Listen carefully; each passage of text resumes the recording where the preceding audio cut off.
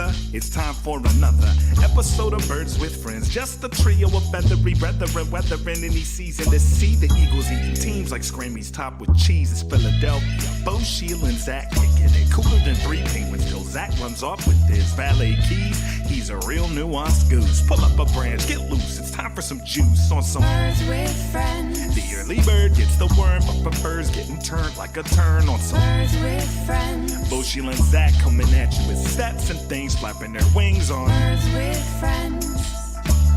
All I know is Zach said he has a game where Sheil don't read both 7,000 and I said, I'm in. Let's go. Let's do it. And so the purpose of... that's what I needed was not to get at least one more reader. Hello, everybody, and welcome to Birds with Friends on a Tuesday night live on YouTube and in your ears if you are listening on your podcast app. Bo Wulf, Zach Berman, Sheil Kapadia, Marissa Morris here for our final and comprehensive preview of the Eagles 2021 season. We'll take a step back from the day-to-day, the minutiae that we have been focusing on throughout training camp, and we will do our crystal bald eagle draft of predictions for the 2021 Eagles season. We'll go through 6 rounds, and then we will have the conclusion to the preseason swooper sorecasting at the end. So if you are here live in the chat on YouTube, drop in your suggestions for swooper sorecasting. We'll pick 3 of those. And guys, I'm excited for the pod. Zach, I know that you are a big fan of execution, right? Can Zach hear you? I don't know. So my internet was have we lost going you? in and out. Okay, you record? Yeah, that could have been. He could have just been taking your notes, Sheil, and fully no-selling. So you said okay. So I heard the end of it, which is you were asking about Brian Kelly. The delivery was off. I understood the John McCain. Well, I just know that you're a big fan of his, of course. A big fan of Brian Kelly's. I enjoyed writing a story about him when he was the coach of Cincinnati in 2009.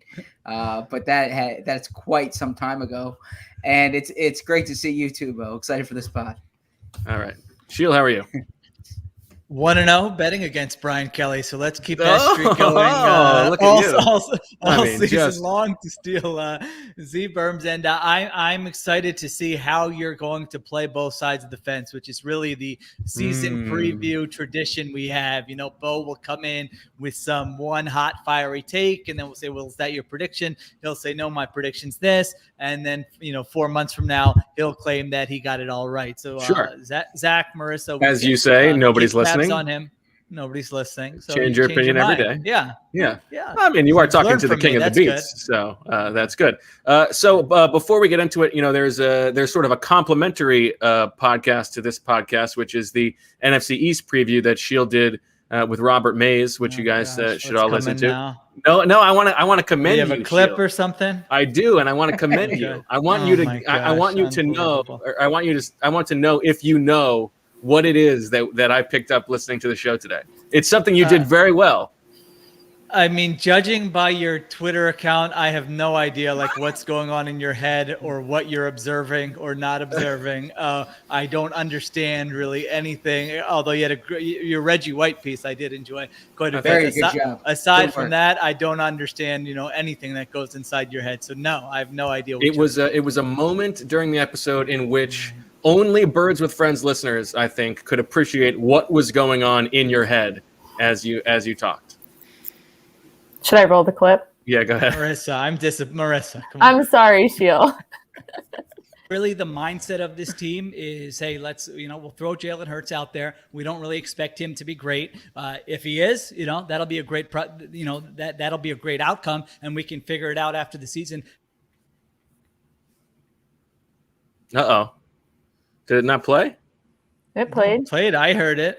Yeah, it seemed like a perfectly rational thing. Yeah, I have no idea what your point is. I would like to get to the Eagles. No, the point is there's a moment there. There was a moment there where you were about to say it would be a good problem to have, and you caught yourself from not saying you're it right. because What you a catch. because you know that's not true, That is right, actually. and you didn't want to say that publicly. You're right. I was about to say that, and probably from making fun of it so much on this podcast, it was in my head, and I was about to say it, and I stopped myself. I was honest. I was commending you. You did a good job holding to your own standards.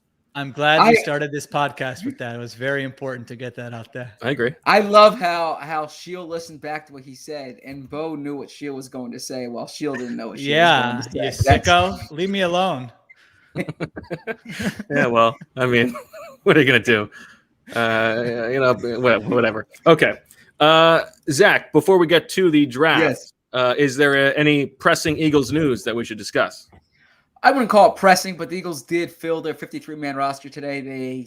They signed Mac McCain, the quarterback from North Carolina A&T. A&T, not AT&T. And he was sorry about that. He was on the Broncos practice squad. They signed him off the Broncos practice squad. So they now have all 53 guys on their roster, and we are in a game week, right? The Eagles are back on the practice field tomorrow for their first game week practice. They had a practice on Monday, but really Wednesday's the start of game week.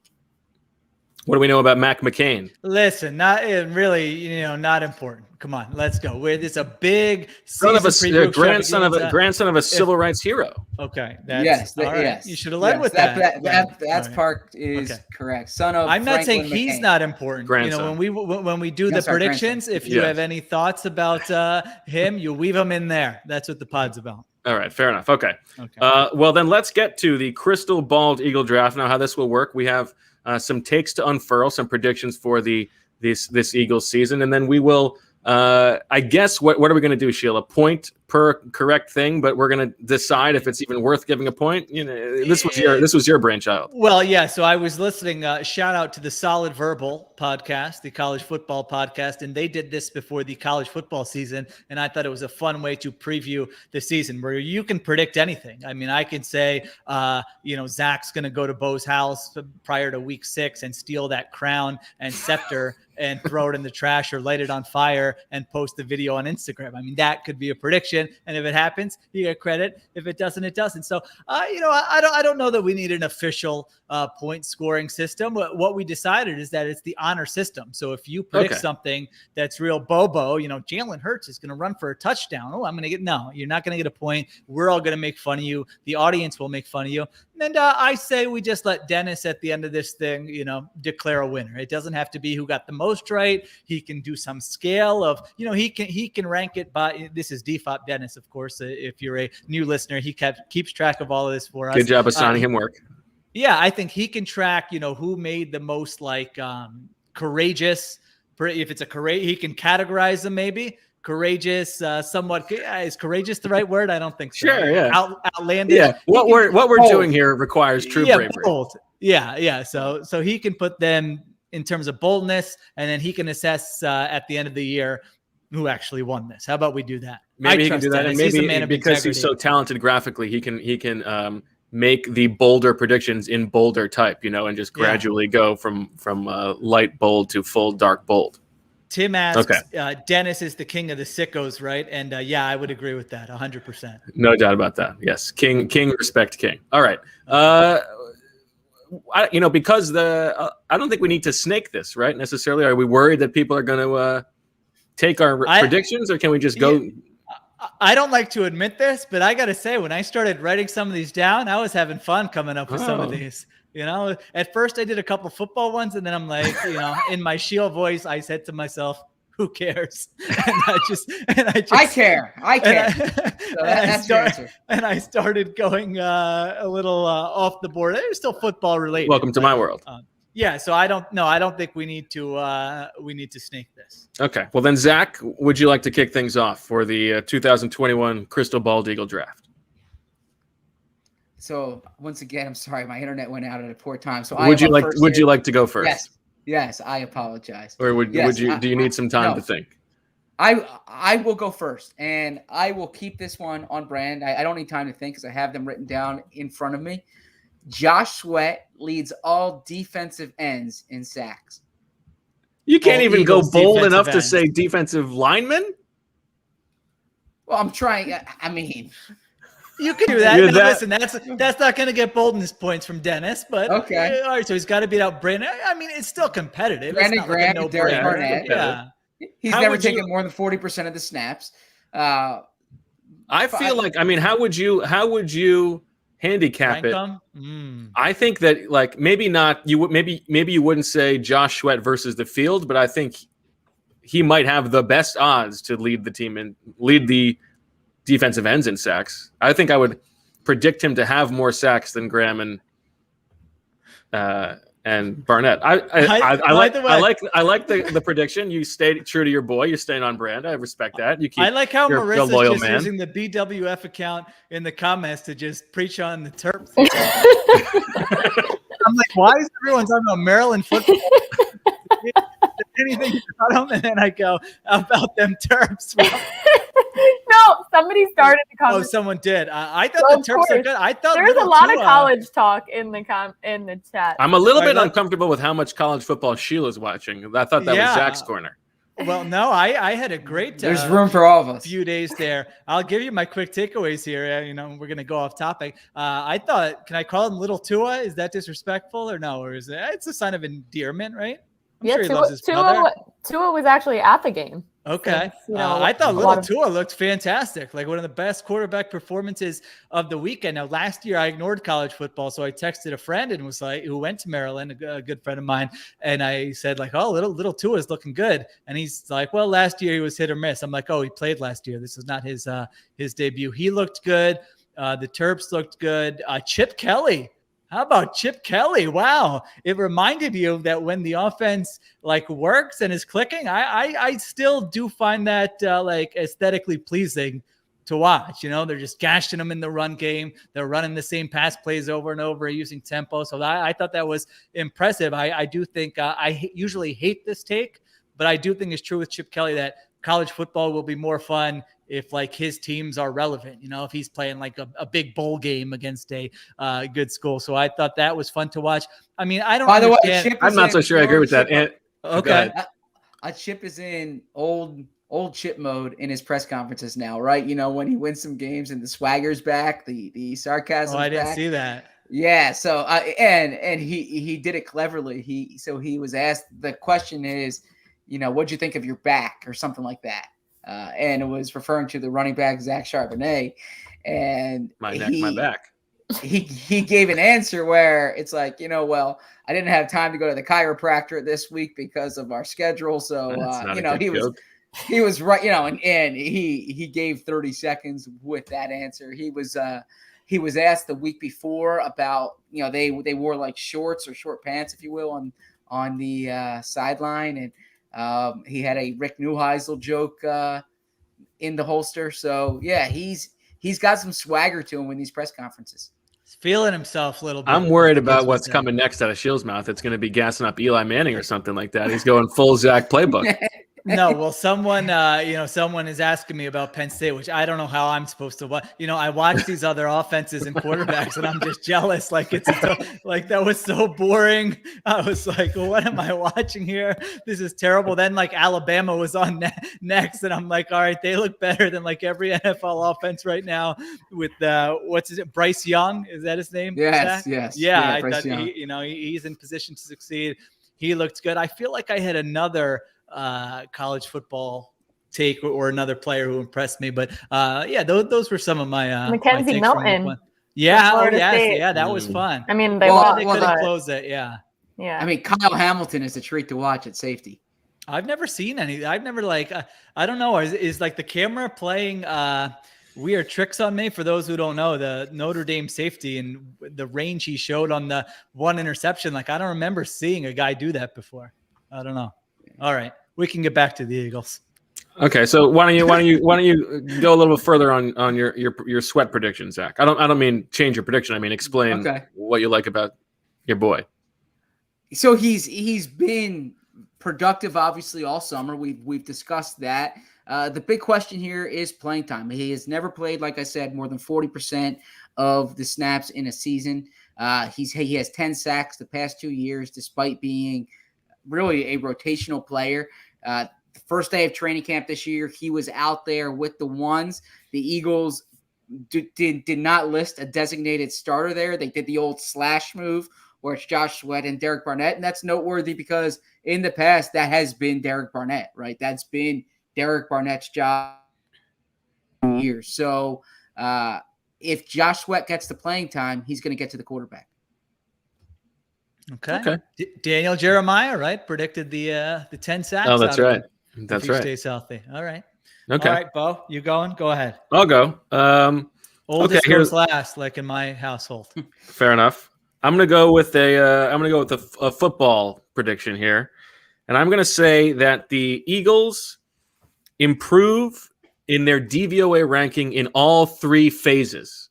So last year they were 28th on offense, 15th on defense, and 22nd on special teams. So it's not the craziest thing, but better than 15th on defense is a bit of a lift. And we'll see what happens on special teams. I think we can get into the schedule a bit. I don't know if you guys have predictions on that, but the schedule may not work in their favor. But I believe that the Eagles will be a better football team across the board in 2021 than they were in 2020. Boy, Bo's setting it up for his big record. Of course, we're going to have record predictions at the end once we get through all of this nonsense. All right, I would say, that's not the bold, it's really all you're killing me. They were 4 wins last year. No they more were bold than Zach's, I don't think. I would say it's a slightly bolder one than Zach's, but that's okay. They're going to be better in the same category. Yeah, you're basically saying they'll be better than the team that went 4-11-1 last year. But in every phase, that's there are more ways for me to be wrong. Their offense will be better than the offense that started 13 offensive linemen and had a quarterback discombobulated. Okay, that's fine. They're taking a step forward. That's a general prediction. Okay, let's get to the good stuff here. All right. My prediction is that throughout the course of the season, Nick Sirianni in his press conferences will reference your 2 names. Like he'll call you by name, Zach and Bo, at least 3 times. Total throughout the course of the total season. Or are you like no like the aggregate?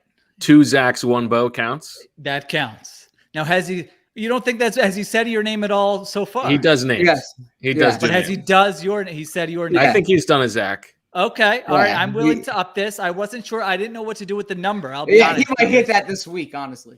Oh, flex. Okay. All right. Wow. Okay. I will bump that up to, let's say 5. I mean, I think that's still pretty bold because you're figuring you're getting a question in a press conference, right? So 5, if you're lucky. I feel like that's not very bold at all. Okay. Especially with Zach. Give me the number. I mean, he's going to crush you guys for flexing and smelling yourself. I think Coach calls you by your name because I think he gets, all right? He gets in the habit once he does it once with a person. I think he then opens the floodgates. For instance, I think he's done it with Jeff McClain several times by now. Okay. Well, I'm not talking about Jeff McClain. I'm talking about Zach, and I'm talking about Bo. I think if you want to be bold, you got to go double digits. Double digits? I think he likes Zach. Okay. Why wouldn't Bo? Why wouldn't he contribute to this? I think it's going to be about 9 Zach and 1 Bo if it's going to be bold. Conan on the chat says needs to be 9+. Okay, but this isn't like the Peterson era 17-week Zach's season. Getting in the first question every time, right? No, that doesn't exist anymore. No, but it is in person, which ups the. Most of the time, it's in person. Has he ever said your name, Bo? Not in a press conference, I don't think. Yes, he absolutely. Has he? He has. Yes, he said like Bo asked earlier. Oh, that's right. But it was actually a question that you asked. He was referencing my question. Listen, he can mix you guys up as much as he wants. That's fine. That counts. I don't care if he's congratulating Zach on being king of the beach. That's fine with me. All right, fine. You know what? I'm going to do this because this is a win-win. I'm going to get the boldness points from Dennis.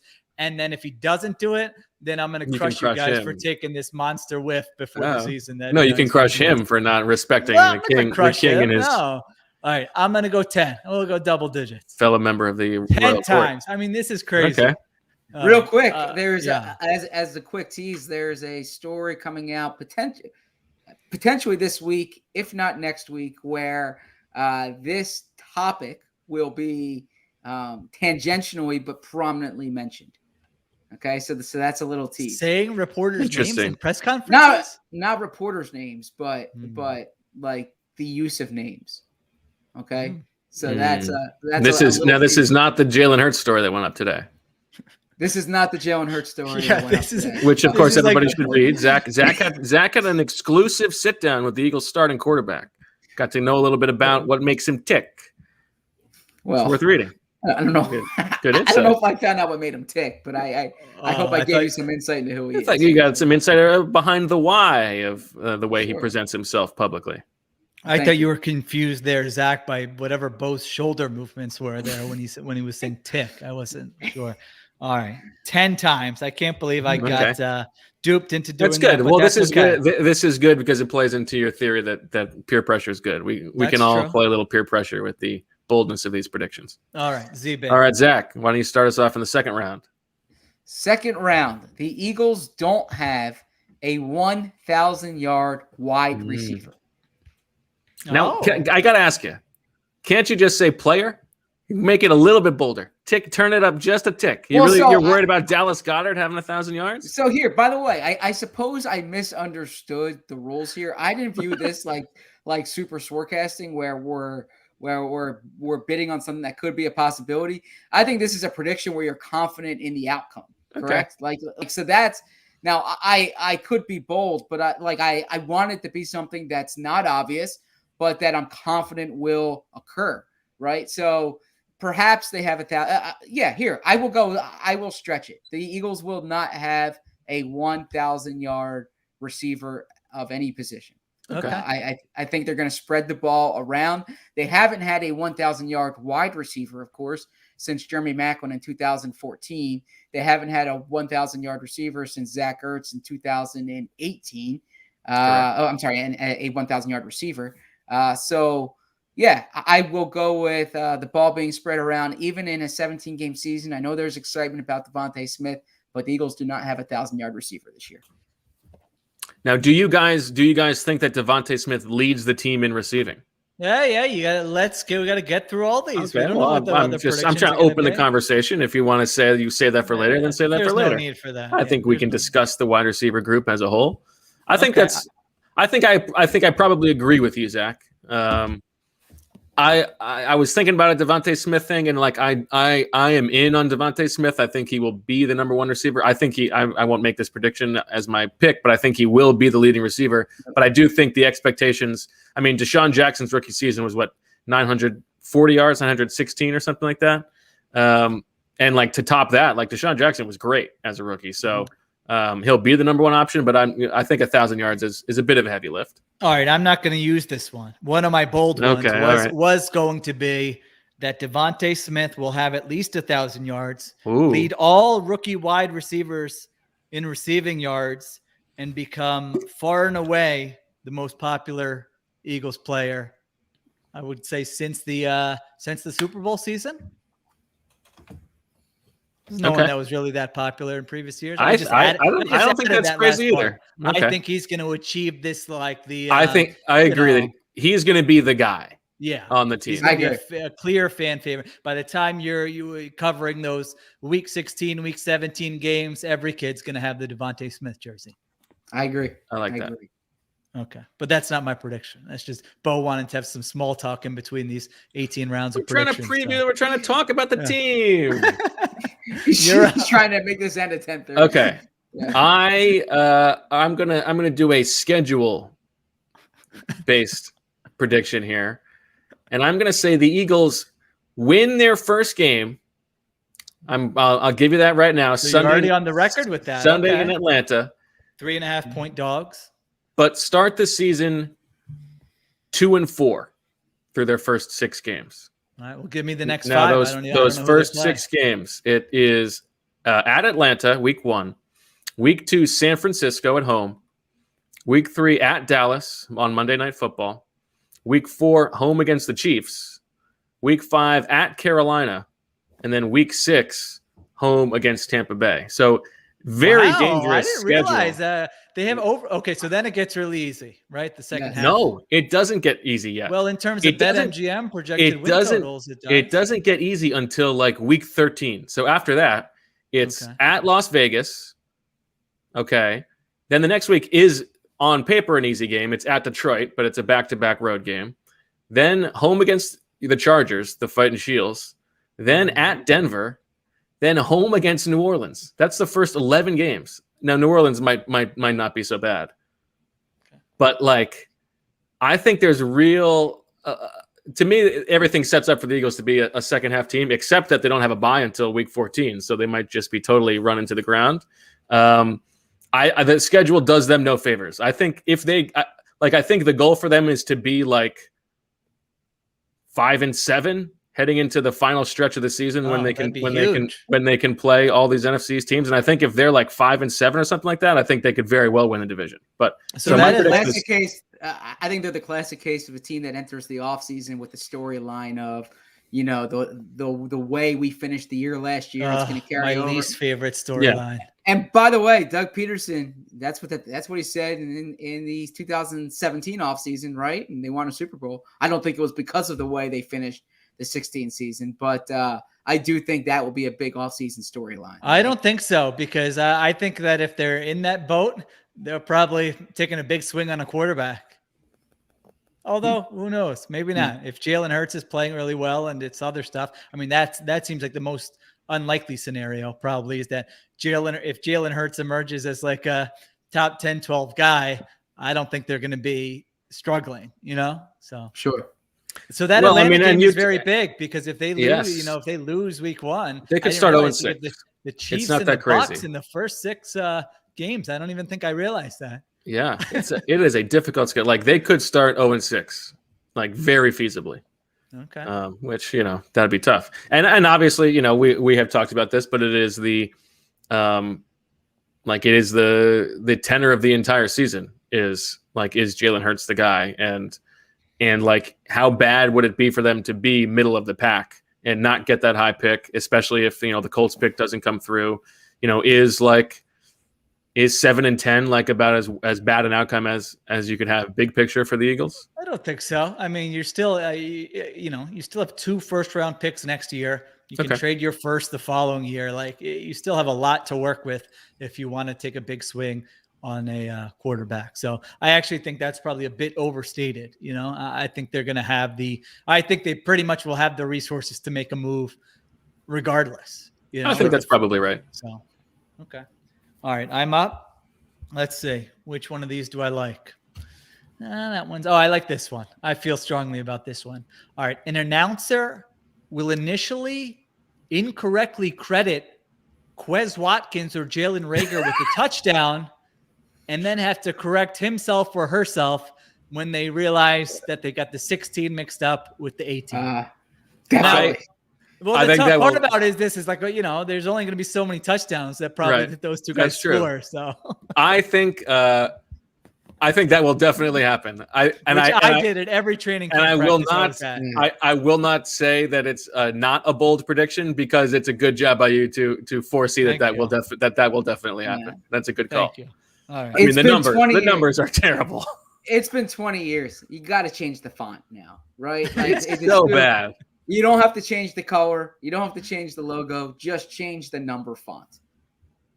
Now, maybe the Eagles think it's a minor advantage against other teams. But that's the true. font's you got not Quest. even You got consistent. Quest. No, over here. Yeah. 16. I thought I was on 16. It's 18. Yeah. Maybe that's what it is.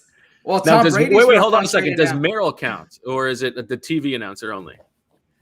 No, let's go. It's got to be a TV announcer. Yeah. Okay. Zach. Okay, that's a good one. I like that one. So I will go bolder with mine. I will make it bolder as I go. And my original one is neither the Dolphins nor the Colts make the playoffs. And those are, of course, the 2 teams where the Eagles own. I was like, what does this have to do with the Eagles? So the Giants don't do it either. How about this? And this goes against the challenge flag that I threw the other night, but for the purpose of bold predictions, the Eagles pick is actually the worst pick of the 3 picks they own. that the Dolphins pick and the Wow. Colts pick, the Dolphins Okay. pick and the That's a Colts good pick, one. is a higher pick than the Eagles pick. I like that. That's good. Now, will we give that to you even if the Colts first round pick doesn't convey, but the Colts still finish with the worst record? I think we would, right? Sure. That's the Yeah, the idea it's of what the you're spirit saying. of it. Exactly, it's Right. the spirit of it. Yeah. Okay, I think that's a good I like one. that. Yeah, that is a good one because both those teams have higher Vegas win totals Yeah, than the Eagles. So it's That's a good for one. both of them, for the Eagles to leap both of them. Yeah, that's a good one. Okay. All right. Well, okay, here's one. At some point during the season, Fletcher Cox will be asked a question during a press conference about his lack of production, and he will not. I didn't know where you were going with that. and he will not so subtly blame the defensive scheme Ooh, good one. Now we're cooking for his baby. lack of sack total. I'm just employee 91. I just Listen, do man, what you I'm don't told. understand. Like, I'm doing what I'm asked to do. Like, Yeah. We already got that. Yeah, we already I don't got even it. think I know. it would Well- be. You don't understand. It would be just shorter than that. I'm doing Right. what I'm asked to do. Yeah. Yep. Okay. Right. Yep. I like that. Very good one. I concur. I'm interested in it because I think Gannon.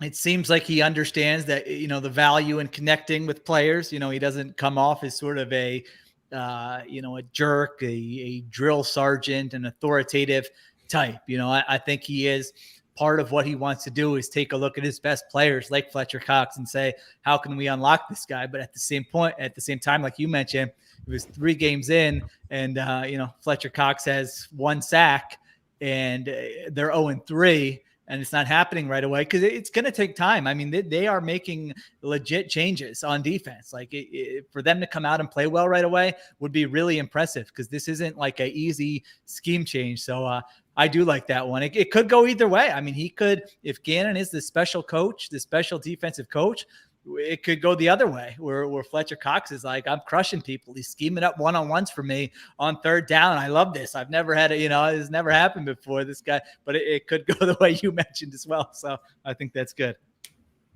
Okay. All right. Over to you. I feel good about this one. All right. So at some point this season, the Eagles will successfully execute a surprise onside kick. So not like not one where it's 4 minutes left in the 4th quarter. They could or couldn't like it starts the game off. It starts a half off. It's just the, maybe they're playing the Chiefs and they're 2 touchdown underdogs. And Sirianni says, we're throwing everything at them and we're just going to try a surprise onside kick here, whatever the case may be. And I think what makes it especially bold is that I say successfully execute. So they're recovering. Okay. If they just try it, it doesn't count. So, I mean, teams never do this, right? Like, what That's does a this good happen once in the NFL all year? Now, here's my question. Here's my question for you. When it happens, will Michael Clay get the credit or will they credit Tyler Brown? Good question. I mean, I think regardless of what happens, you got to be a hardcore August listener to know what the hell we're talking about right now. Tyler Brown is the special teams quality control coach, who's the son of the Ravens' longtime kicking specialist, and he has been publicly been getting gassed up at every turn, like almost to the expense of Michael Clay at times. That was actually a July question. Yeah. Or Okay. July. Yeah, I was that was gonna July say. 30th, I believe. Oh my God, you freaking sicko. Well, it was the first day of camp I showed up to, and everyone's talking about Tyler Brown. And I'm going, wait a minute. Did they is this the defensive coordinator? Did I get things mixed up? Is that their head coach? Did they just sign this guy? And so I think he's going to get credit basically regardless of what happens this season based on that one day I was at. All right, ZB, you're out. All right, halfway through. Actually, you know what, Zach? Before we get to we're halfway through the Crystal Bald Eagle draft. Why don't we take a quick little break to hear from our sponsors? Growing up, cereal was one of the best parts of being a kid. You go with your parents to the grocery store, you pick out some cereal, you go home and eat it. But I had to give it up because I realized what I was eating as a kid was full of sugar and junk that you really should not eat. We're all trying to eat better, but healthy breakfast doesn't have to be boring. Magic Spoon has the amazing flavors you love, but without all the bad stuff. 0 grams of sugar, 13 to 14 grams of protein, and only 4 net grams of carbs in each serving. Only 140 calories a serving. It's keto-friendly, gluten-free, grain-free, soy-free, and low-carb. You can build your own box of available flavors to build your very own custom bundle are cocoa, fruity, frosted, peanut butter, blueberry, cinnamon, cookies and cream, and maple waffle. That's right. They just brought back cookies and cream and maple waffle. Those are no longer temporary flavors. Those are permanent flavors. They were so popular when I pour that maple waffle and have it for a snack in my office. The entire office smells like syrup, like I'm at a diner. It's outstanding and it tastes great as well. Here's what you do. You go to magicspoon.com/birds to grab a custom bundle of cereal and try it today. And be sure to use our promo code BIRDS at checkout to save $5 off your order. And Magic Spoon is so confident in their product, it's backed with a 100% happiness guarantee. So if you don't like it for any reason,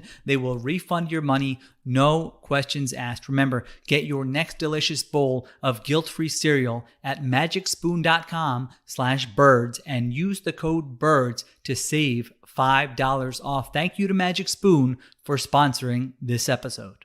Look, no one's perfect. Even the best baseball players strike out with the bases loaded. The best golfers sometimes 3-putt with the tournament on the line. So if you feel like you come up short in the bedroom sometimes, it's perfectly okay. But if it's bothering you, there are options. Go to GetRoman.com/BWF now. With Roman, you can get a free online evaluation and ongoing care for ED, all from the comfort and privacy of your home. A U.S. licensed healthcare professional will work with you to find the best treatment plan. If medication is appropriate, it ships to you free with 2-day shipping. The whole process is straightforward and discreet. Getting started is simple. Just go to GetRoman.com/BWF and complete an online visit. Take care of your ED without leaving home. Complete an online visit today to connect with a U.S. licensed healthcare professional and take care of it. Go to GetRoman.com/BWF now to get $15 off your first month. Look, there's a straightforward way to take care of your ED. GetRoman.com/BWF. Get started now to save $15 on your first month of treatment. All right, we are back on Burns. Go ahead. I wanted to get some housekeeping out of the way here. By all means. The scroll there, theathletic.com/birds with friends, you get 50% off a subscription. I know Bo and Zach are working on like 40 stories this week that I think are going to be outstanding that you're going to want to read. So I would suggest. Yeah, the Jalen Hurts feature today, a very good feature coming up from Zach. And then last place in all of that tomorrow morning. Okay. The unveiling of the 2021 Full Sentence All-Stars. There's all kinds of previews. Nice. You know, my picks against the spread will come out on Thursday. There's also that's easy money, baby. So, well, I don't know about that. How are you feeling? Can I ask you? Well, get your rest of your housekeeping done, and then I'll ask you the question. So we've seen a big bump in people subscribing through theathletic.com/birds with friends. So thank you. It's the best deal you can get. And so go ahead and subscribe there. The other housekeeping, I was going to give them our weekly schedule, right? We can announce this. That's a good idea. Yeah. So our weekly schedule for the season, of course, Bo and Zach will be doing the post-game pods. And then during the week, 8 o'clock every Tuesday night. You don't have to look, to see, hey, when's the show going to be, whatever. It will be a live YouTube pod every Tuesday night, 8 o'clock. Hopefully we'll have gone through the film. We'll have heard from some coordinators, and we will, tie a bow on the last week and look ahead to the future week. And then we're going to do the second pod of the week, Thursdays. Moving it up. Thursdays at 3:30 p.m. So you listen, it's not, you might not be able to watch live on that, but we will be live on YouTube for that one. So if you do want to watch, you can. And if not, we've noticed a big bump in the people who watch the replays. So we're getting it to you earlier. You will have it if you're going somewhere Friday morning, dropping a kid off at school, going to work, whatever. It will be in your feed then. You can watch it Friday night, pour a glass of your favorite beverage, sit down. You got these smart TVs now. You can see us on a 65-inch screen, and it'll be there. If there's some, crazy news, if a quarterback's out, if there's something nuts that happens after we record, we'll figure something out. My wife today was suggesting do a little Instagram live, We can just, you say you get 4 people on that. You just boom. All right, we're going to do 5 minutes quick on an IG live. We'll give you an update here. So we'll figure something out. But I think this will be good because I think the majority of you listen to it through your favorite podcast provider. So now you don't have to rush to get it in before 1 o'clock on Sunday. Get it for that Friday morning commute. Marissa, were you going to say something? No. No, Oh, okay. I'm excited. I thought you were about to chime in and I kept going. Okay. Oh, no, I'm excited. Right. Can't wait. One other bit of housekeeping news. I like to, if you have stork deliveries as listeners of Birds with Friends, let us know. We want to send out our congratulations. One goes out to DFOP Mike Weber on the arrival of young Ernie Weber. So congratulations. I didn't see this one. Congratulations. Outstanding. Yes, very exciting. Very exciting Great stuff. name. Love it, Ernie. Oh Outstanding. yeah, loving Ernie. Yeah. So Sheila, I was going to ask with the picks against the spread. I mean, this is like you're coming off a historic season. You spent the offseason in the gym. Like everybody's coming at you. You're the top dog. You got to get everybody's best every week. How are we feeling? I would say the comparison would be I spent like the off season in Cabo, not not getting fat, loving my smell. Taking. I'm not so sure that's how I would describe the tome of the playbook that you put together, which people can still read.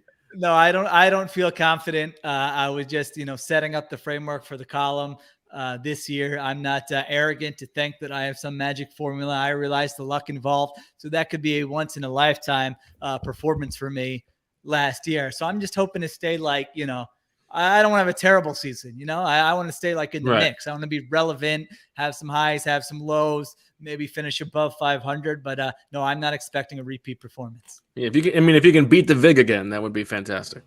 Be good. Right? Yeah. All right. Zach, why don't you kick us off in round 4 of the Crystal Bald Eagle draft? Sure. So I think this is bold. You guys or bold enough relative to what I expected of the game. You guys might not think so, but Miles Sanders becomes the Eagles' first 1,000-yard rusher since 2014. Is that not bold? 17 games. I mean, let me do the math here. I mean, there are people fading on Miles Sanders this year. I keep reading about it. Yeah. You've read a lot of stories about backfield by committee. I could sort of see it going both ways. 59 yards per game. That would be 59 rushing yards per game. That's not great. I mean, you're basically just betting that he stays healthy. Here, I'll give you my. That's not true. You're betting that he is. I mean, if he stays healthy and plays 17 games and doesn't top 1,000 yards, that's pathetic. I mean, first off, they have a quarterback. Yeah. I'm sorry. Go on.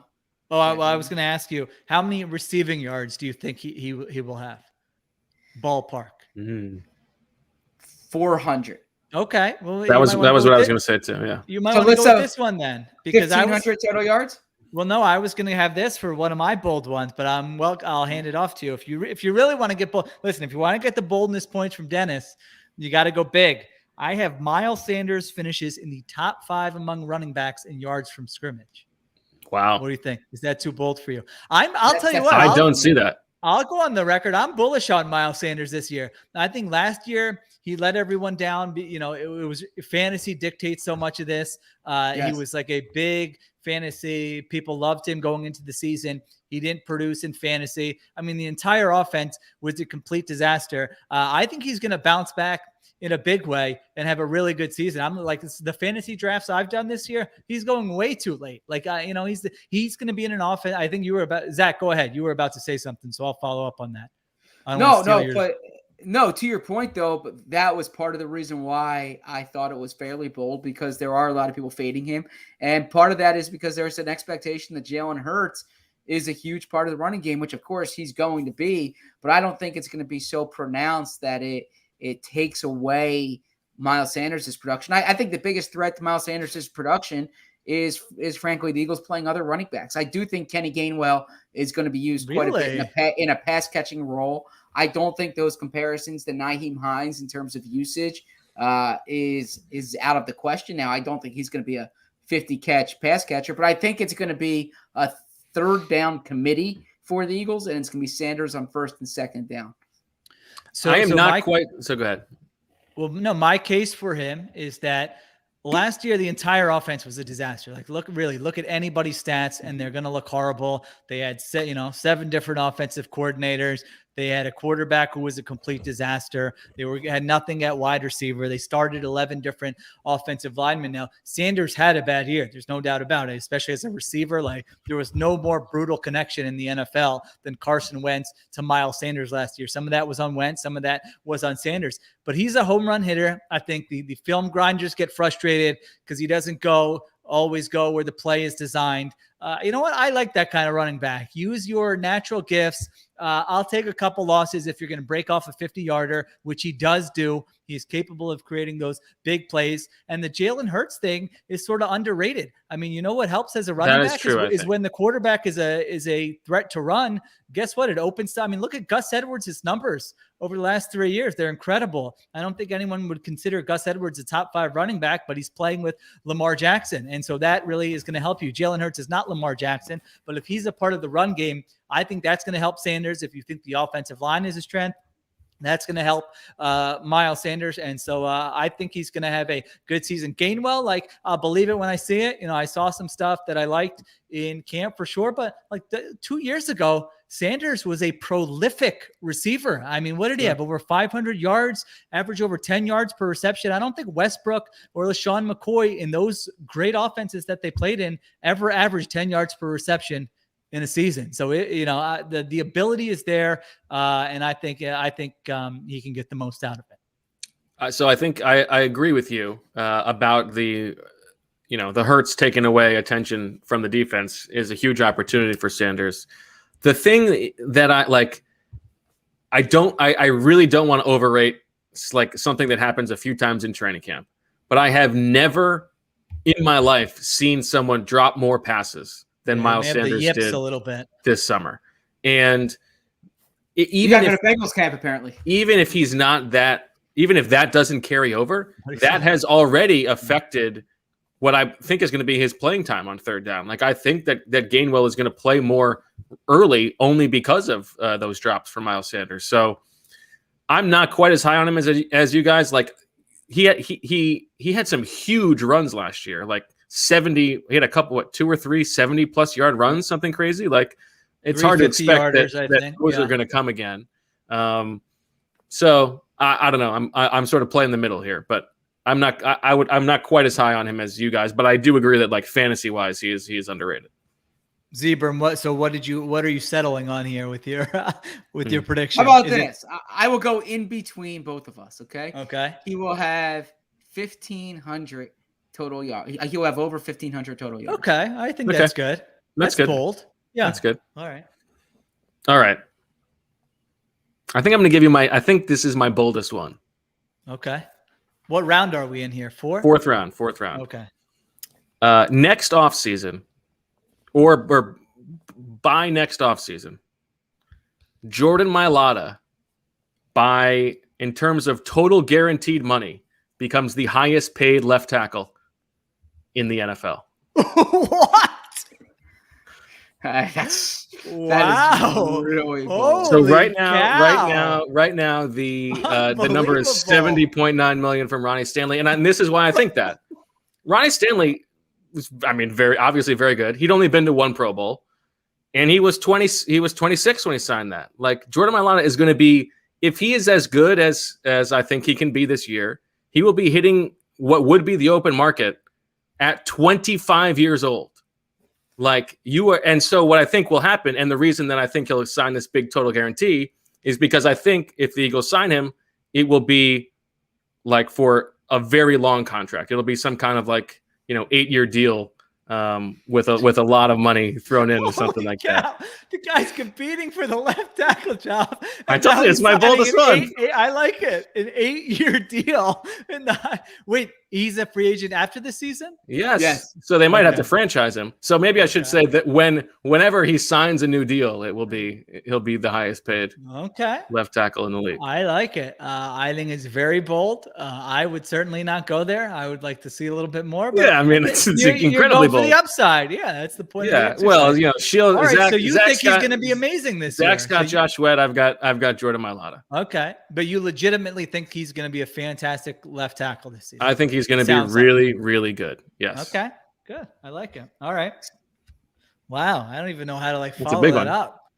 It's amazing. 80 million guaranteed. Okay. I got some more nonsense. I feel like I've given my actual football takes out to responding to you guys. So, all right, the Eagles will play in a game where either they or their opponent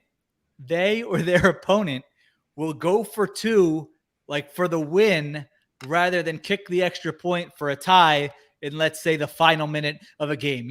I feel like this is a common, Bo, I just remember, I feel like you and I have had that press box conversation. Yes. Like seven, Yeah. every game. Do it. Go for two. Yeah. Think they'll go for two here if they score? It's like it's the most common conversation. So I think there will be a game this year where either the Eagles or their opponent will actually go for two in the final minute of a game and try to win the game rather than kick the extra point for a tie. This isn't really like a discussable, there's not much to have a conversation about here, but that's my prediction. It'll be exciting if it happens. I was there. You would remember 16. it. Like, well, it'll be hard for us by week 4 to even remember this prediction, but it's a good one. Yeah, Doug Peterson did it in 2016 against Baltimore down there. You are he went sick. for the 2-1. Now, to get back to Bose real quick, just for comparison's sake, the other offensive tackles who are eligible for extensions, who are up for extension, who are pending free agents. Orlando Brown, right? Orlando Brown Jr. Uh-oh. is one. Brian O'Neill is one. Not worried about him. And then Orlando Brown's he's a right tackle, Brian O'Neill. So really, I mean, listen, Jordan Mailata, Brown's his back could get hurt again, right? But you're trying to be bold.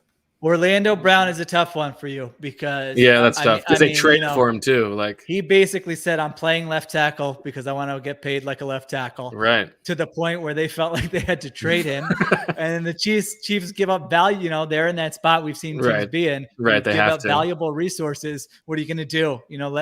Let the guy walk. Here come the porn bots again. All right. What were we? Marissa's all over it. We weren't even talking about booty calls this week. Jordan Mailata turns everybody on. Stay tuned for our predictions, and maybe that will change. Okay. Well, that's true. I guess maybe my hope is that Orlando, that's why I didn't go obviously average annual value. Maybe Orlando Brown gets higher, more up front, but I'm banking on a long deal for Jordan Mailata because he's so young. Or maybe Brown will get his this year, and they'll tag Mailata, and then the following year there we go. Reset the market after 2 years of all pro play. Okay. All right. Who's up? Round 5, Zach. I am up. So I believe this one's bold. Bo would definitely think it's bold based on the way he describes the player, but I don't know if in the traditional sense it's bold. Darius Slay makes the Pro Bowl. Yeah, that's bold. Okay. It's boldish. It's definitely bold. I mean, it's bold. He's going to stink this year. It's because it's the Pro Bowl. It's reputation. He's been to the Pro Bowl before. He'll be on people's radars. All right, can we do are there qualifiers here? Subjectively, he'll have a good season. Yeah, so he'll have a good enough season that he's voted into the Pro Bowl again, right? Are you willing to go all pro? Second team. I'm not willing, no, because then he has to be one of the top 4 corners in the NFL. Yeah. Right? Are you willing to go? I will admit that he's had a good season. Yes, I will do that. And that is the boldest of all because he will go to the Pro Bowl, and I will say that it was worth it. He was worthy. Correct. Yes. Okay, I think Darius Slay has I'll play it straight.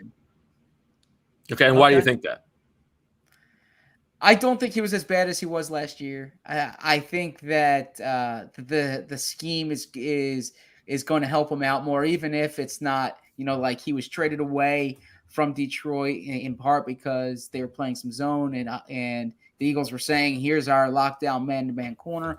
I think they're going to take advantage of Darius Slay's skill set. I think he's a better player than he showed last year. And I think it's going to come to fruition this year. Okay. I like it. Okay. I have a prediction specifically about the Eagles' Week 7 game. Oh. The game in Las Vegas. My prediction is there will be a starter on the Eagles who is surprisingly inactive the day of the Raiders game. And then there's speculation Best one so far about The Vegas why, flu, what right? did they do? Yeah. Yes. Outstanding. That's So a there great you one. go. I was trying to think of a good Vegas one. I was thinking like there will be an incident involving an Eagles fan that like leads the morning That's talk a good shows on Monday morning or That's something. definitely going to happen. That's a good But one. I like yours. That's good. Yeah, player related. I don't know. I feel like they're going to be so strict. Like when the I team know. Well, goes like to that Vegas. hasn't happened yet, right? Like, Right. Yeah. No, it hasn't happened. but yeah, they'll Now, be what strict. week is But where that? there's a week 7, so Okay. October I was 24th. hoping- So they could be If they could be 2-4, 1-5 by then. You get Yeah. That's You what you get got to a, root for. a Jamon Brown situation. Yeah. You've never seen flights to Vegas this expensive, man. Like they are, like the Eagles Eagles fans fans are are Eagles fans. This is like I don't think any Eagles fan is going to work that Monday. We're at least I'm not on the red eye after the game. I'm not on the Sunday night red eye. I can only imagine what that Sunday night red eye is going to be coming back from Vegas to Philly. In the post Super Bowl, since the merger, Super Bowl aside, this might be the biggest moment for. I think the excitement level is like right crazy. up there, barring 2017. Okay, I like. By that the way, one. to go back to my Mailata thing, I just want to part of that is that we've been saying, I've been saying at least that I think they should have locked him up sooner before his value really rises. So I think they should have done that during the season. They could, yeah, for sure. And maybe that's what happens, and I don't, they do it before the market goes crazy. So that's possible. All right. Now I don't know if this one is bold or not, so you guys need to instruct me. I don't want to come in with a week one. I have other options if necessary, but before week 3, Nick Sirianni. Week 3 is the Cowboys, right? Zach, Yes, you have it yes. memorized? Okay. Yes. It's a Monday Monday night. night game in Dallas. Okay. Yep. Nick Sirianni will field multiple questions. It could be a follow-up about if he's aware just how much this city hates the Dallas Cowboys. Nick, you aware of that? No, not bold enough. Well, Okay. the multiple. Still fun. He's getting. I would lay the over under at 1.5. Yeah. Okay, well, I'm giving you 2. Okay. I think I would say not so bold, but it's a good one. Oh, you want me to go with a different one? I got others. What round? If you What want round to, is this? yeah. 5? Go ahead. Yeah, round 5. Just give us one All more. right, I'll throw you. Okay, good. I have 2 more left, so I'll do this one here. There will be a drive at some point in the season where Jalen Hurts' headset malfunctions. He's doing one of these. You can't get the play calls. He calls the plays himself. Leads the Eagles to a score. Ooh. Zach That's a fun one. Zach is just loving it. He's got his lead. You know you love that, Zach. You like a little headset malfunction. You love that, Zach. dog. You little dog. You know. Good color for a story right there. Yeah, that's great. Listen, I love reading any story of the quarterback's headset malfunctioning. So maybe we're all a bunch of pervs and sickos with that one. All right, Zach, you're up. I am up. So I'm looking at my list. Last here. one. Don't leave any big ones on the. This is not gonna- Marissa's favorite segment, by the way. I'm enjoying it. Like looking at Marissa's probably done 18 clips pods from today. Maryland's All right. game No, of the day. I'm actually a little worried about my Wi-Fi. I keep getting like the low signal, okay. so I'm like All right. trying not to like have any tabs and do anything. So far, so good. All I'm right, going to Z-Bay. have to change. I'm going to have to change my my prediction here because I don't believe I was bold enough. I said the Eagles aren't going to make the playoffs this year, and so that wouldn't qualify because they're not expected to. No. Yeah. So I will change on the fly here, and let's go with. All right, I'll give you 2 options. Do you want like a football personnel one, or do you I want nonsense. Okay, do you want a contract or do you want a press conference one? Press conference. That's right. Press conference. Yeah, that's in your wheelhouse. Okay, there are on average, over 1 reference per week. On average. Over 1 reference per week. So over Sorry, Dennis. 17 On average, Over he's gotta watch 17. every press conference. He does anyway. What do I apologize? Over 17 references to Washington and Jefferson football and Mount Union football Combined. Yes. Okay. So Okay. that's where his brother coached, and that is I where think that's he bold went to school. enough. That's a lot. And Yeah, that that is is quite a few. That is a lot. We've already Okay. gotten 2 this week, by the way. But does this week count? Does this week count? No. Actually, no. It's Let's starting start now. now. No. Okay, Yeah. starting now. If he does it tomorrow, it'll count. Yeah. So Okay. so you're gonna find out. Eagles fans will know the results of Washington and Jefferson games throughout the year, and there's gonna be a lot of references to Larry.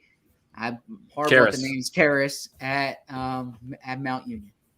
I think we need all of the listeners to just tweet me if you hear it, because that's a lot of pressure on Dennis. You don't want Marissa, you don't have. I will keep Don't track, do that. okay? Seriously. No, Yeah, not yeah. to me. Zach, But they tweet will tweet keep me. track. Yeah, with the whole tweet, Birds okay. with Friends community. If Gotcha, anyone okay. sees it or hear it, tweet it to me the day of the press conference and like the time of the. Yeah, he said it. Okay. Because Marissa is the most diligent producer there is. Like, she has enough on her plate. I don't want her listening to press conferences for a Mount Union reference. So, yes. All right. I like it.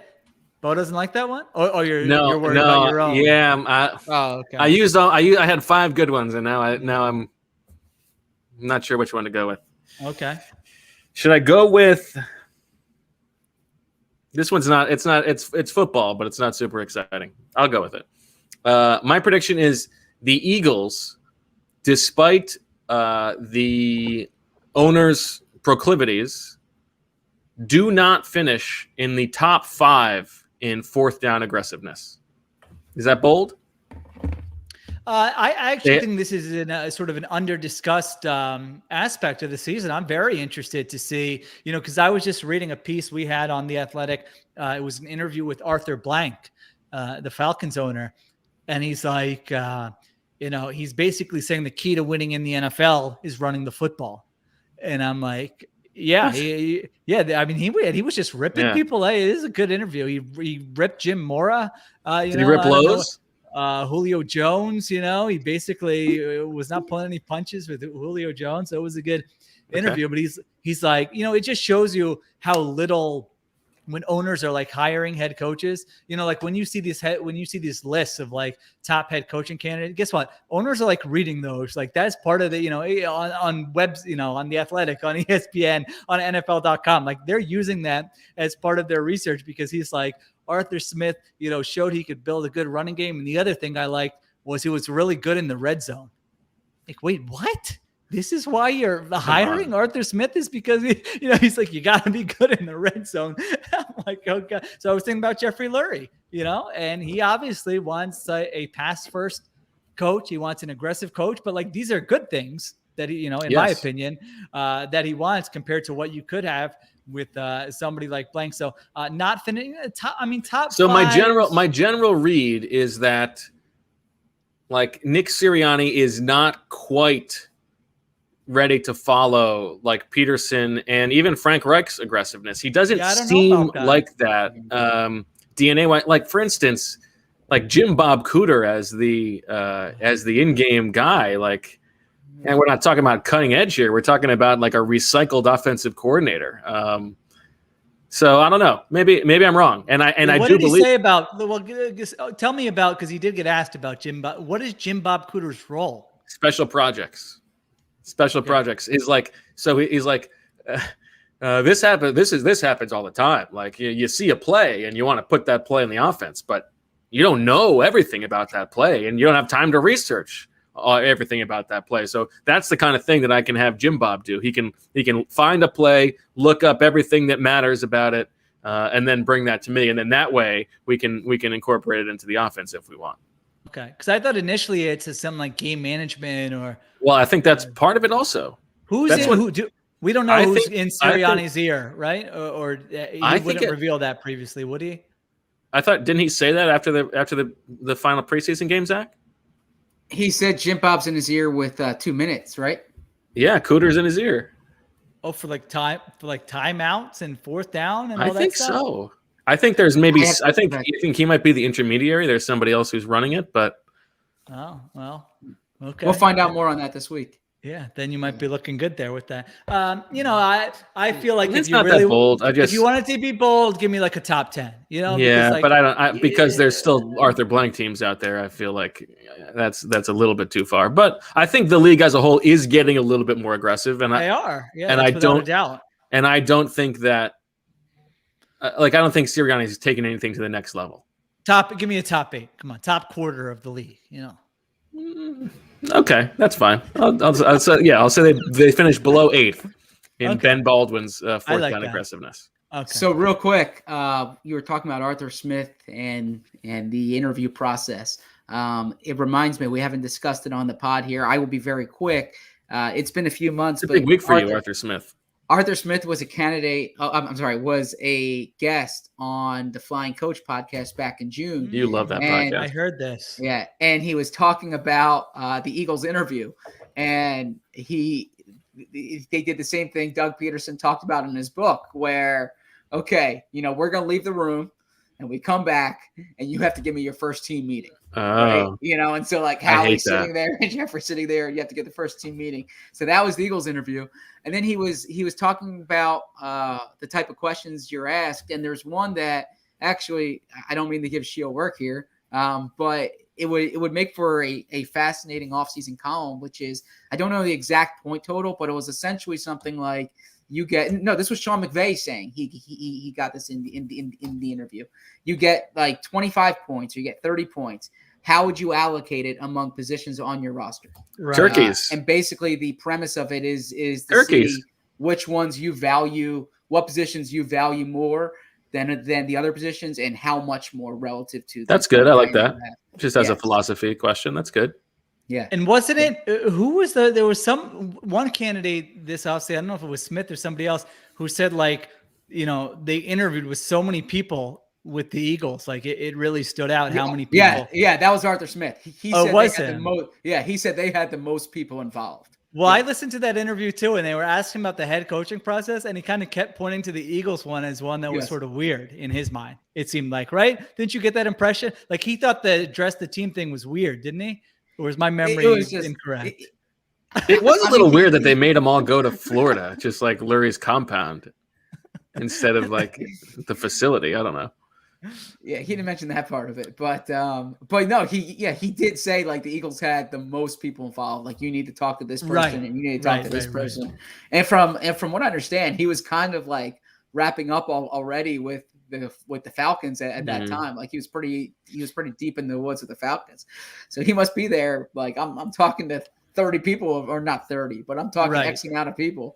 And Arthur Blank wants to hire me. So right. Yeah. My understanding is that too, that they were in position to, can we swoop in and sort of get it? But you're right. If you already, it's one thing if that's your first interview and you're trying to put your best foot forward, but if you already have a job you like, and you're in the position of like, all right, are they going to, woo me kind of? And it's like, all right, give us your first team meeting. All right. I had to do that once in a job interview.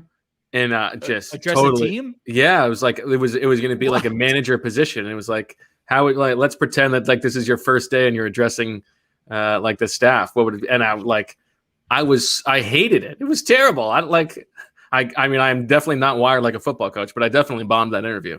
I still think about it to this day. Yeah, show us what did you do? No, I'm not doing it right now. I'm not doing it. Zach would be able to do that. I put on my crown and scepter. Yeah. Zach would crush if he got that question. Oh, Zach would totally crush.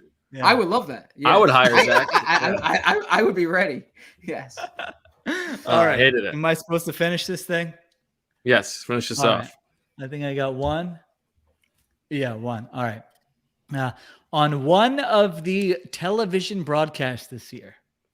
I love a broadcast. Broadcasters will mention a story in quote unquote The Athletic. They, however, will not name the author, who will be either Zach Berman, Bo Wulf, or Sheil Kapadia. So The Athletic will get the plug. Okay. The story will get the plug. The author will not get the plug. Mine are very specific. Dennis, you better be giving me boldness points here, my friend. All right. So I don't think that. I think both stories and your stories will be in strong contention for. well, some please plugs. don't be so modest. I don't write anything about the Eagles anymore. So, I mean, mine would be very. You can swoop in mid-season and give your takes. I have a Sheil prediction that ties into the Eagles quarterback. Oh, all right. At some point late in the season, Sheil Kapadia will write an article for The Athletic that is the case for the Eagles keeping Jalen Hurts or building around Jalen Hurts. Really? That's the kind of season I think he could have. Not definitive, but Sheil will write the case for it. Okay. I mean, that's the type of article I like to write if I believe in it. Yeah. All right. Okay. Let's go ad break, and then we'll come back with the finale of Super Sorecasting and our season predictions. Today, many small business owners are busier than ever. Time spent searching for and interviewing candidates can take time away from managing and growing a business. That's why LinkedIn Jobs has made it easier to get to the candidates worth interviewing faster, and it's free. If you follow me, you know I just re-upped my LinkedIn account a couple months ago. Totally worth it. You create a free job post in minutes on LinkedIn, jobs to reach your network and beyond to the world's largest professional network of over 770 million people.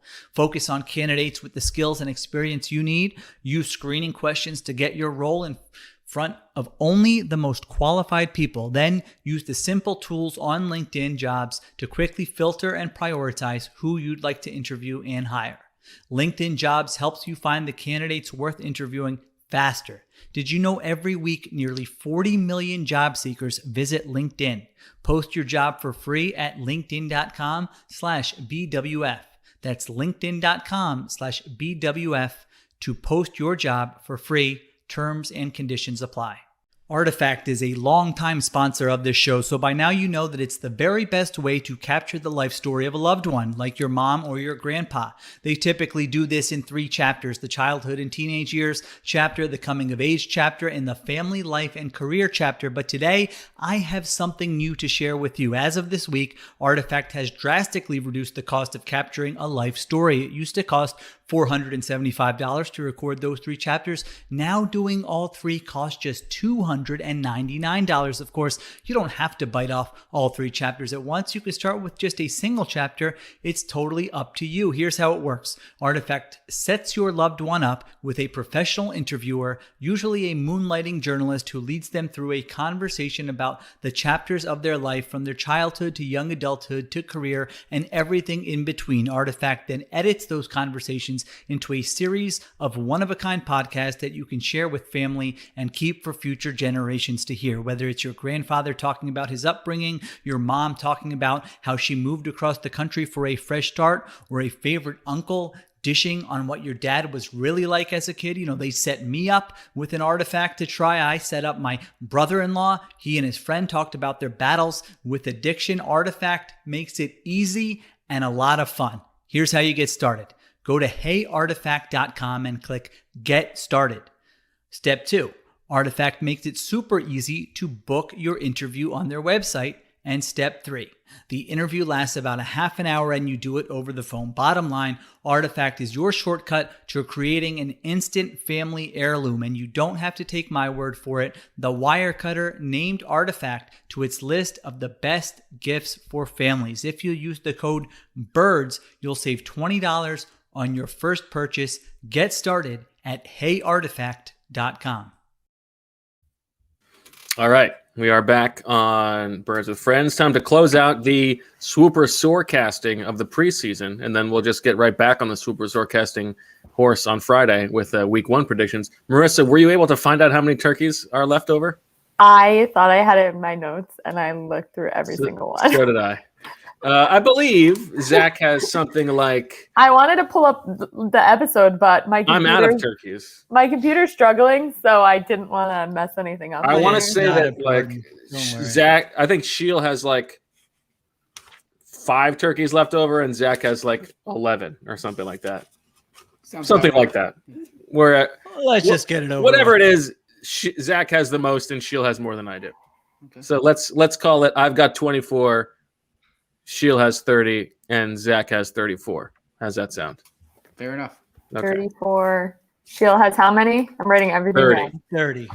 Okay. I feel like that might be too generous to Sheil, but that's okay. Oh, It's my it's fault for 24. not holding on to it. And we can't bring these over into week 1, right? We need No, these are you're holding this is all you got. So this is like an auction where you end up spending it all on that kicker at the end, right? Because Correct. Yeah. Okay. Not that I'm speaking from experience at all, but okay.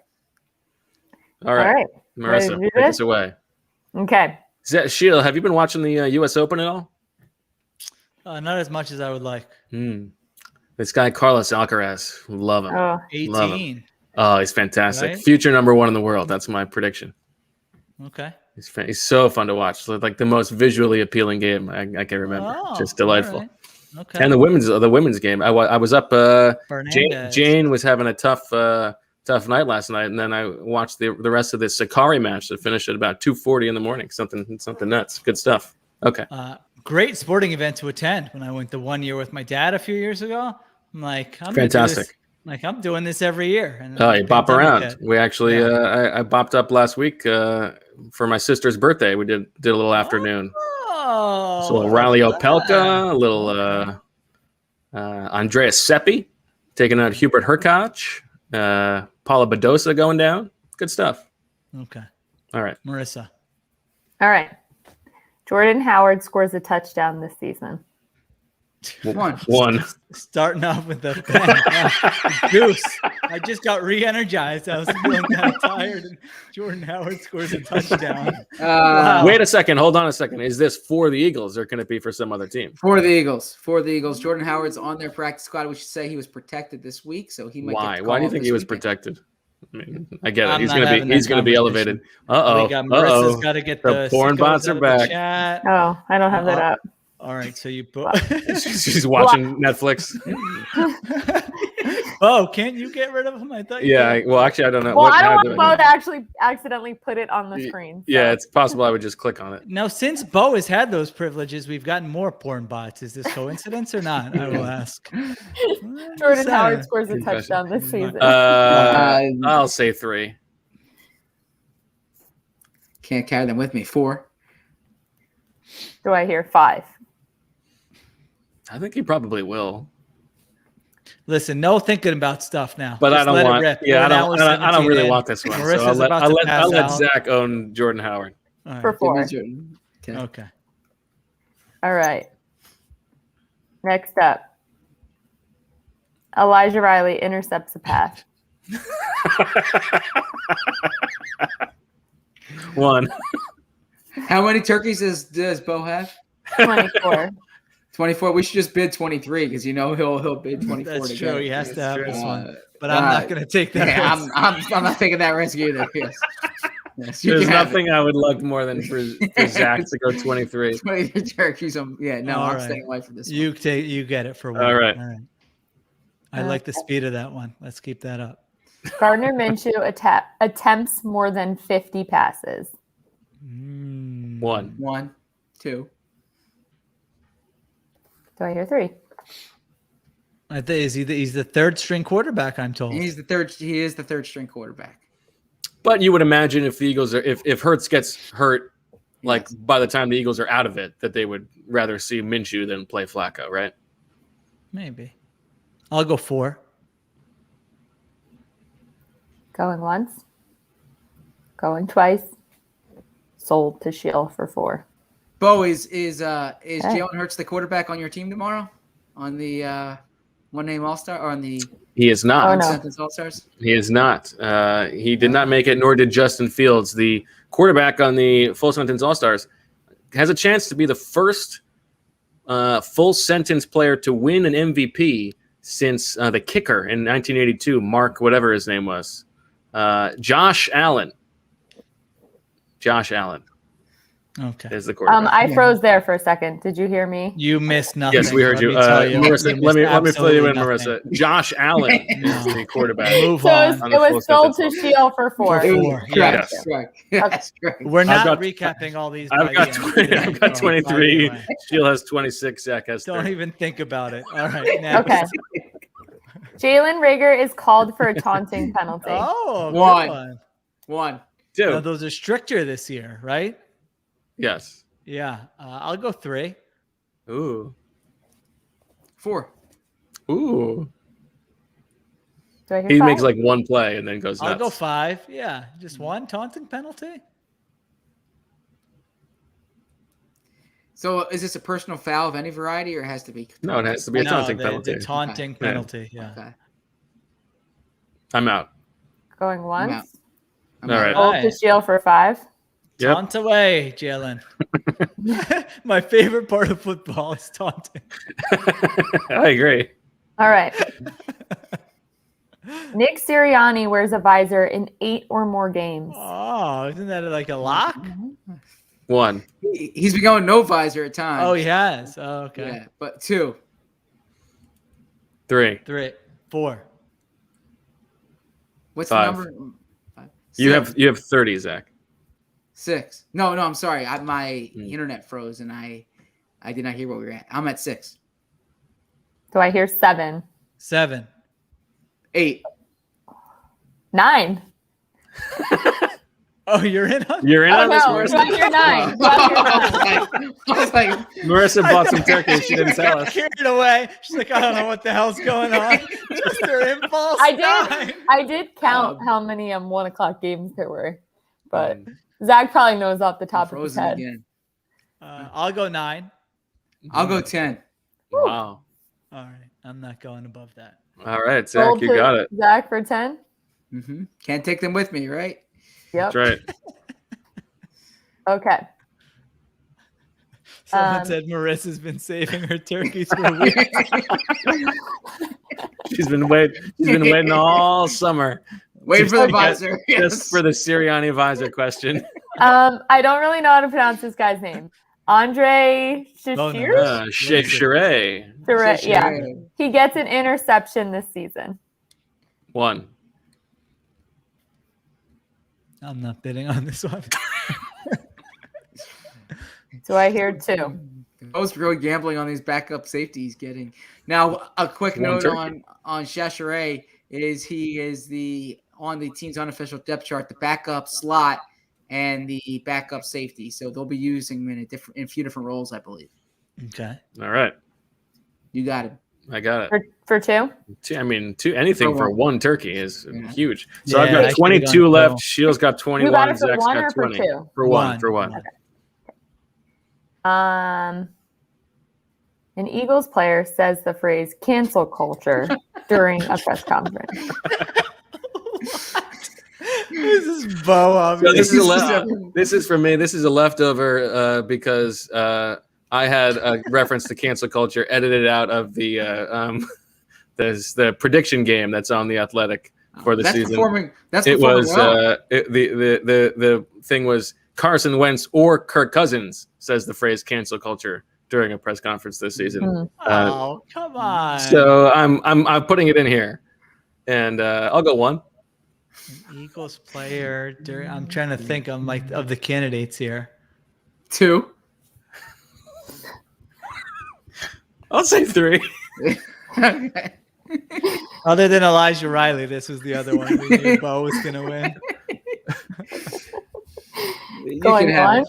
I mean, Yeah, I I'm could not- see like Lane Johnson making a joke. Yeah, right? I mean, I could say Like a Kelsey joke. saying it, like not like Yeah. just like in today's, like I don't know. Yeah. Moral of the story, everyone's going to have to watch every press conference. Dennis, ice up, son, as Steve Smith would say. All right. So 3. Yep. Okay.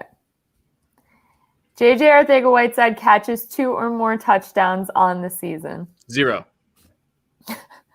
I was going to say 1. Should I have gone 1? Would you have bid? I'll say 1. I'll go 2. I'll go It's a 3. long season. Yeah. I'll go 4. Really? Wow. Okay. I can't take my turkeys with me. Give me 5. Woo. Wow. Do I hear High 6? 5. No. I mean, it is like very possible. Going 1? I'll say no.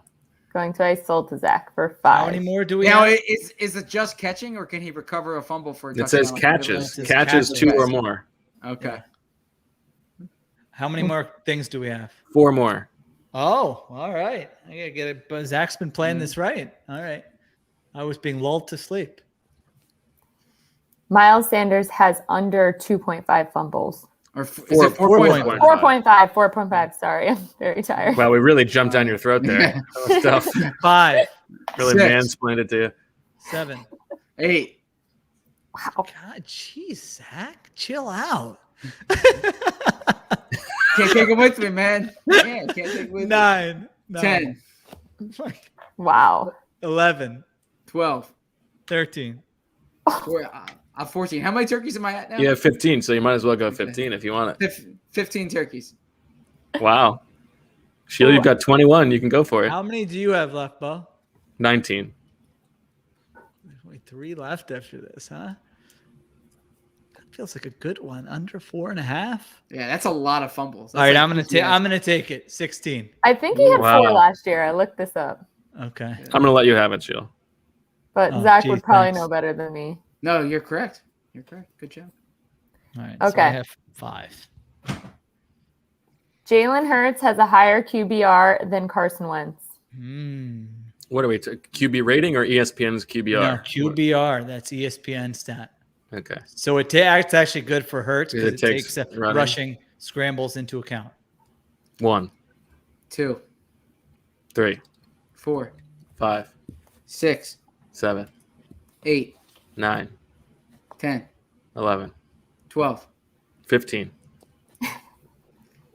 You get it. I can't go over that. 50-50 proposition. I'll take it. Exactly. I shouldn't have bet my JJ once. I was The JJ one I think has a good chance. Yeah, but you Okay. give me a binary one. That's pretty good. Well, yeah, that's what I'm saying. Yeah. It's funny how you only now appreciate the nature of the game when you have to get rid of your turkeys. Okay. Seriously. Last two. Sheila or Zach, you can just get these. I don't mean to tell you that, but The Wait, Eagles but have a how many- kickoff return touchdown this season. yeah, Zach, you get both of these. Just How do you know? 5. 6. okay. 6. So now he's got 9 left, more than both of us. So All right. all right. This is fun now because now Zach is going to get this next one. We don't know what it is. Could be anything. It could be one of Bo's crazy ones. Well, in think it's one classic of mine. fashion, it's one of Shield's. Good job. I'm so proud of you, I Shield. don't know which one. What is Zach that? Ertz has more receptions than Dallas Goedert. 9. That's a good one. And it's a binary one, so give me Yeah. that. I feel like Zach played. What did Zach get? Zach did a good job all- here. 8 of Zach- these or something? He got 5. I know you didn't want me to do this, but I'm going to do it anyway. Zach got Jordan Howard touchdown. Nick Sirianni wears at least 8 visors. JJ Arcega-Whiteside has 2 or more touchdown catches. Eagles have a kickoff return touchdown, and Ertz has more receptions than Goddard. Sheil had Gardner Minshew throws 50 passes. Jalen Reagor has a taunting penalty, and Miles Sanders has under 4.5 fumbles. And I have an Elijah Raleigh interception, an Andre Shea-Charest interception. Someone says cancel culture, and Hurts has a better QBR than Carson Wentz. All right. Well, there's only one way to close this bad boy out. Got to go on the record. What we think the Eagles' record's going to be. Who wants to go first? Sheila, I feel like you've actually been on the record about this before, so maybe you should. Well, go I first. have, but I think I'm switching from the playbook. You know, that was over 5 weeks ago. Yeah, you got new information. I've Plus, got you new- get to pull a me, and you can have both No, records. it's really not a major change. It's a 1-game change, and it was actually one that I was considering when I did the playbook and had to predict all these in late June, and couldn't decide. Giants 6-11 and Eagles 7-10, or vice versa. And so I had the Eagles 6-11. I had the Giants 7-10. Since then, I feel like I've been making the case pretty strongly about why the Giants offense is going to stink and why they're not a sleepery team, and how they got too much credit for having the 19th ranked defense last You're back, year. Marissa. So really, I'm just gonna flip the two. You know, I think the Eagles will at times be frisky. I think there will be games they'll win that they're like big underdogs in. I don't think they're going to be like a consistent team that's winning a lot of games. The offense is really a complete mystery. If Devontae Smith goes down for like a month, all of a sudden the wide receiver core for what feels like the 20th year in a row is a huge question mark. I think the run game with Hurts and the offensive line can keep them in some games. I think the defense in like December will be, maybe a little bit earlier than that, November, December, will be doing some things that are fun, that are getting like the film grinders excited. Oh, Jonathan Gannon, look at this.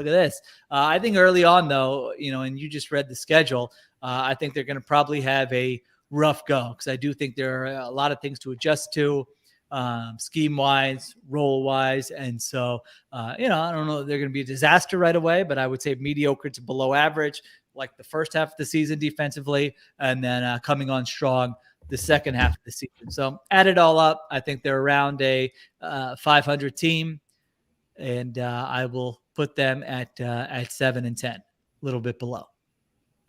All right, Zach, we want to go ahead? I have them at 7-10. You can make an argument for 8-9. I can make an argument for 8-9. I would be okay with that. But like Sheil said, I think Sheil's observations were astute there. I do think the early season schedule is tough. I think they can, if they can steal some games early, then they're pushing 8, 9, 10 wins. But I think this is one of those seasons when it looks uglier in October than it is in January, and I'm going 7-10. Well, we all know that I'm the highest on the Eagles this season. And it's all the things we've talked about. Like, I think it's not hard to squint and think that they could have the best offensive line in the league if everything goes right. The defensive line could be dominant. I'm excited. I really, to what Sheil said, I think that Jonathan Gannon's defense can be very interesting. That said, like, the secondary is not that great. The receivers, it's a lot of growing pains. I think that Jalen Hurts is going to have a good season. It's not going to be enough where he's like definitely the guy. Yeah, be specific. Top what season for starters? I think he will be a top 18 quarterback. Okay. By EPA per play. Okay. I think he will clean up the fumbles a little bit. I think the running will be a big factor, not as big as it was last season. I was at one point thinking for the bold predictions, thinking that he might top 1,000 yards, but I think the fact that the offensive line will be better will maybe negate that a little bit. He'll have more time to throw the ball, and I think you will see like real improvement from him as a passer. It's interesting that like he's this experienced guy who's been on the national zeitgeist for so long, but he is like, for a second-year player, he's still young. I think for a quarterback, especially, he's only 23, which doesn't always matter as much for quarterbacks. But anyway, and I think the other side is that it's an old team that's destined to get injuries, and the schedule is brutal at the start of the season. So I am predicting that the Eagles will finish 8-9 in second place in the NFC East. 8-9. That's it. All of that for 8-9. 8-9. Oh my God, Z-Berm. When's the last time you've been this let down by something? Well, I've priced prices right at you guys. I get everything above 8 and 9, and I'm the winner. All this hype all summer, the long build up, and he goes 8 and 9, one win above us. He's got it both ways. Like, if they're really good, he's like, well, I was saying all summer, this team, watch out for them. No, I'm higher on you than you guys. I have everything above. I've got the whole ceiling. Jalen Hurts, the 18th ranked starter, in 8-9. I've never heard of more on the fence. It's a very difficult schedule. He's not even saying he's top half of the league. Listen, if you go by Vegas projected win totals, it's the third easiest schedule. I know, but it's all backloaded, and who knows what happens at the end. You have to play all the games. That's the best way to look at schedule strength. Is what are the markets saying? That's fine. Going into the season, not sequences. I think the sequences matter. Oh my gosh. What a letdown. Unbelievable. I think it will be I like, my general thing is I think that there will be moments of real excitement for Eagles fans. Like it's fun to go into a season with no expectations, and I think there will be times when they're pleasantly surprised. Okay. Audience, I'm sorry. You were looking for one light among us to really give you hope. Get the 12-5 for Sunday. baby. I thought it was going to be Bo. I thought he would at least get to 9-8. I thought maybe he'd go 10-7, first place. He believes in Mike McCarthy. He believes in Ryan Fitzpatrick, and he goes 8-9. Or no, Second I guess place. you said second. Second who's place in the first division. place? I'm not Cowboys. predicting that. One of the two, and one of the two will fumble. Okay. All right. All right. All right. Well, that'll do it for this episode of Birds with Friends. As Sheil said before, we will be live on YouTube on Thursday at 3:30 in the afternoon. But more importantly, that'll get into your ears in time for your Friday morning commute so that we can preview the Week 1 game, the season opener, against Arthur Smith, Calvin Ridley, Matt Ryan, Kyle Pitts, and the Atlanta Falcons. So many characters in the Birds with Friends universe. Yeah, this in is the game. anti-Bo team. I've Hayden Hurst. You forgot about Hayden Hurst. Oh Hayden my Hurst goodness. and Calvin Ridley. Does the video go live as soon as we're finished, or how does that work? Like if someone wanted to watch the YouTube out. Oh, okay. All right. So it'll be up there. You know, if you want to make it your pregame show for Thursday Night Football, your postgame show, if the game's a dud, halftime, throw it on, maybe make it your first screen, make the game your second screen. You can do all of that. So there you go. And thanks for listening. So for Marissa and Sheil and Zach, I'm the King of the Beats. And as always, thanks for listening. And we love you.